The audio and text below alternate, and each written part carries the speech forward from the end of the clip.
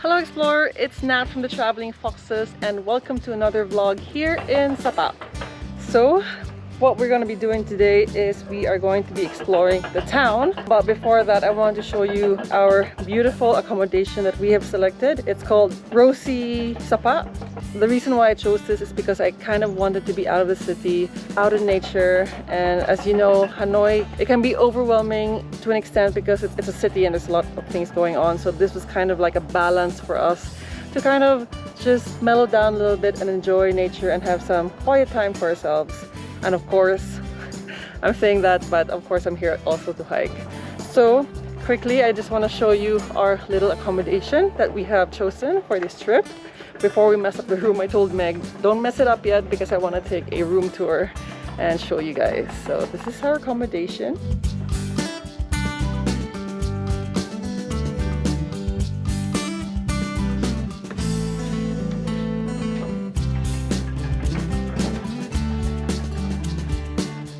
And the best part is the view.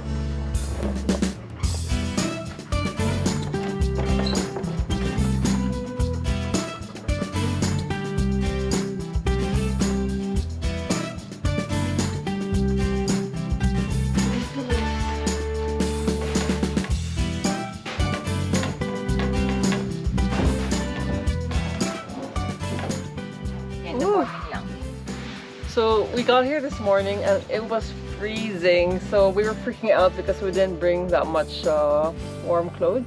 But now the sun's out and we're going to be hiking tomorrow. I don't think it's actually going to be that cold if we're starting at 9:30 a.m. because right now it's around 8:30. What time is it? Yeah, around 8:40. And yeah, it's hot. So maybe we will chill a bit today. The town was beautiful, so definitely we're visiting the town today, and that's what I will be covering in this vlog. But yeah, it's up to you what you want to do first. You want to nap, power nap? Because if we're in town, we actually need to just stay in town. And guys, this is an amazing view, but there's always a but, right? But you need to ride a taxi from here to go to town. I didn't select the town because again, like, I wasn't really sure how big Sapa was. I thought the accommodation I selected was actually walking distance, but after riding the taxi I realized it's actually quite far. So you need a taxi to go to and from this particular accommodation, but it's give or take. You get the amazing view and you get the peace and quiet. So I think we nap, or you want to eat breakfast first and then nap, or you want to fast and then eat in town. That's another option. Or you're hungry. Brunch na. Yeah. Okay. You sure? Alright guys. Final decision, we will nap. Magpa-fasting, biglang kumulo yung tiyan. Narinig mo ba? No. Sapa Town! Alright, we have here Meg, you want to choose the restaurant in Google? Select lang. Let's choose, let's go on the other side. The town is so beautiful, guys. Like, there's just such vibrant colors and so much lights.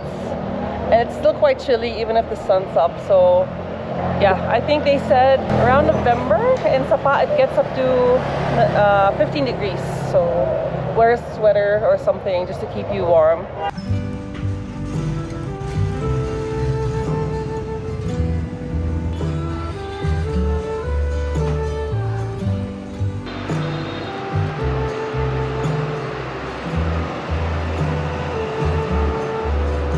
Yummy siya, but I don't know what's inside. Parang veggies.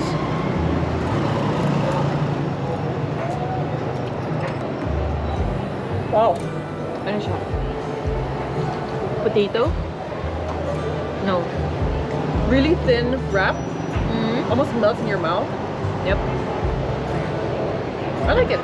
But I don't, yeah. It's I don't get what's inside. Alright, I guess our next agenda is to walk around town. See what else is there. I wanna check like souvenir store if may iba bang ano sila dito, souvenirs compared to Hanoi. Yeah, true.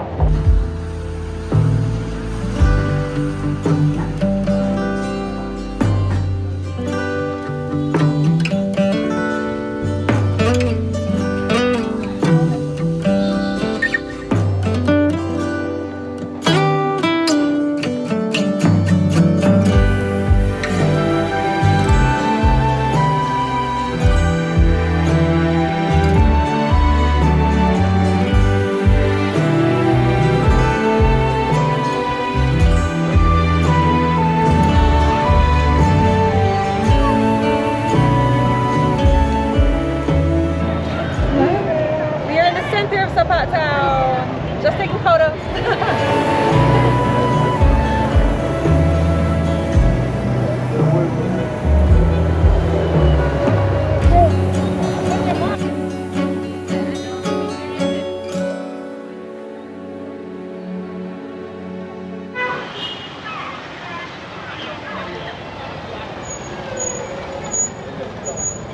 Alright, we are going to check out the train station now.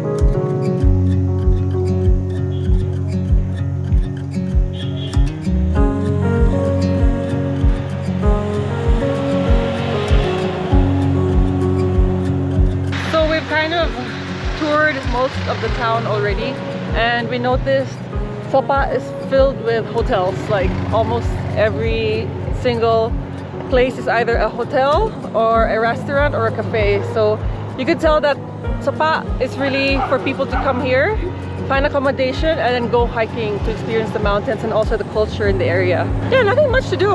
I guess we're gonna eat again. Yes! That's why. Dessert. Dessert. No, I feel like tofu still. Really? I've been craving tofu since I got here. I think the tofu quality is really good here in Vietnam, I like no? the tofu. There's no parang aftertaste. Yeah. Usually meron eh. Yeah. I like it. So I don't normally order tofu, but in this trip alone, I've already had 2 or 3.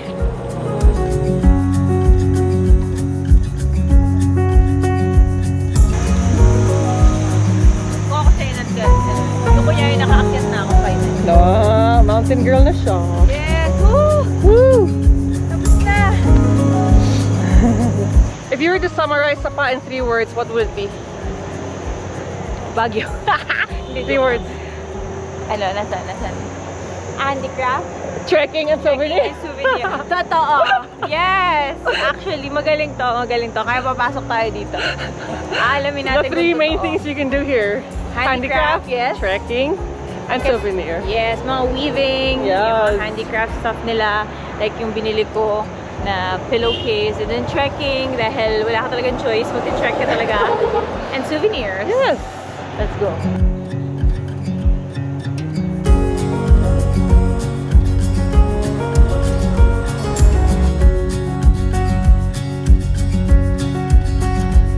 Alright, we are checking out some snacks that we can bring for the hike. It's interesting. What is this?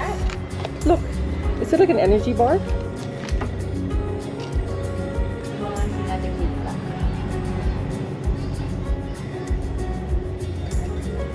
Nuts?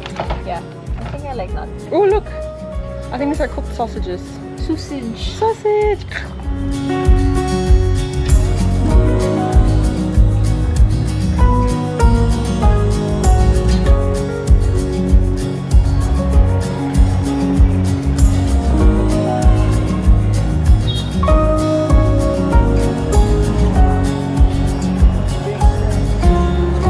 It's so comfortable kasi.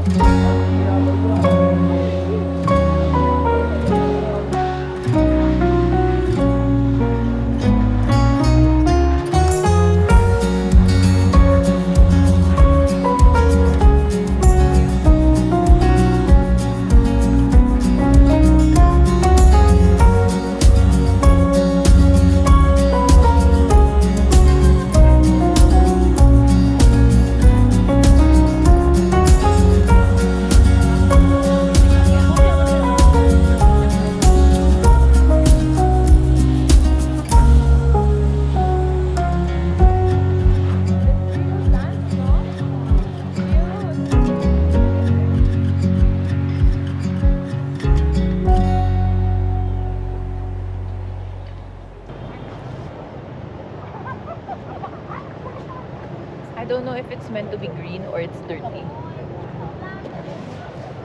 No? Probably the moss.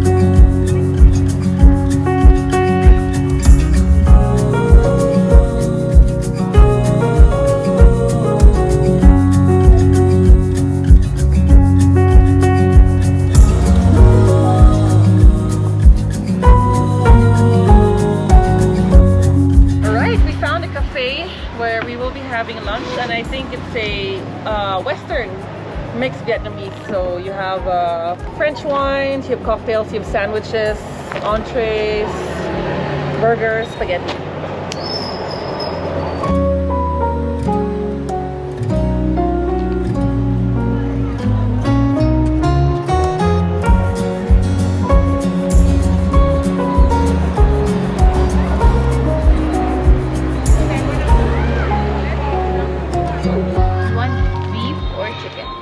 Any. We have found another restaurant. It's almost 3 o'clock and we haven't had lunch yet because we've been so picky on which restaurant to choose. So hopefully, I think this is it. This is it, and they have a lot of options. But this place is just at the back of the road where we were, where we had the first breakfast, and it's so nice. Let me show you around while Meg orders.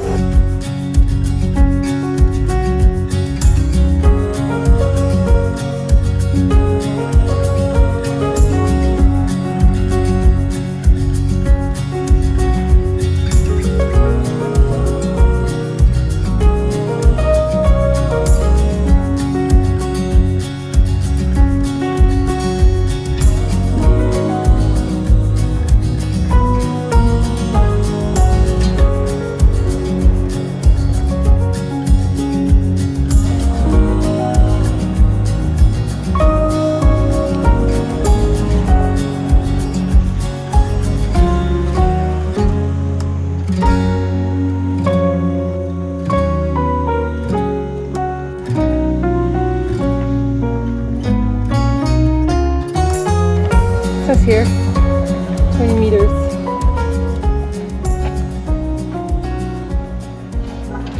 Oh, it's cute.